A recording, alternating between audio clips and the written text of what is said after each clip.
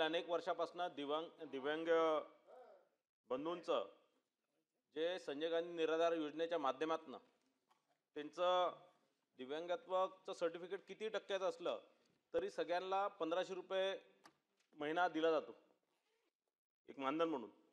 पण माझं या माध्यमातून एक मागणी आहे की जसं 5%, 10%, 20%, 20% नंतर त्यांना 1500 रुपये महिना दिला जातो, 40%चं तसं प्रत्येकाच्या जर एक वर्गवारी आपण करणार काय, कारण जे 6000 रुपयाची जी मागणी आहे ती निश्चितच 80% पेक्षा वर जे दिव्यांग बांधव आहे त्यांना 6000 रुपये निश्चितच दिली पाहिजे.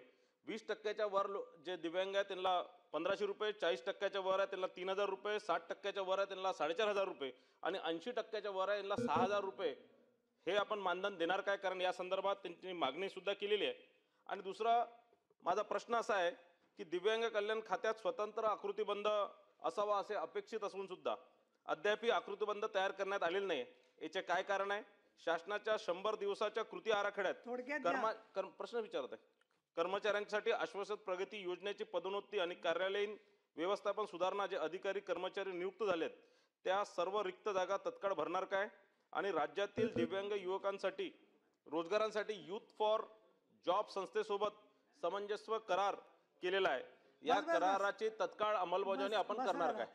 सभापती महोदय, सन्मान्य सदस्य प्रेम फुके यांनी विचारल्याप्रमाणे आज मला सांगायला येतं की आमच्याकडे जवळजवळ 56 पदं आज मंजूर आहेत आणि त्यापैकी आम्ही 33 पदं भरलेली आहेत आणि आउटसोर्सिंगमध्ये पण आम्हाला 11 पदं मंजूर केली होती, त्याच्यातली 7 पदं म्हणजे ओव्हरऑल 40 पदं आम्ही त्यामध्ये ऑलरेडी नियुक्त्या केलेल्या आहेत. बाकीच्या याच्यासाठी आमची GID कडे फाईल गेलेली आहे. जवळजवळ 1996 पदांचा ओव्हरऑल पूर्ण महाराष्ट्राच्यासाठी आराखडा तयार आहे आणि तो गेलेला आहे.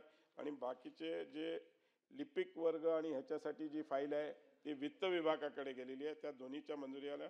आणि काही जे त्याच्यातले जे आउटसोर्सिंगचे ते आउटसोर्सिंगकडून आणि बाकी पदस्थापना आपल्या MPSCच्या ह्याच्या माध्यमातून ज्या दिवशी मान्यता मिळेल त्या दिवशी आम्ही भरणार आहोत.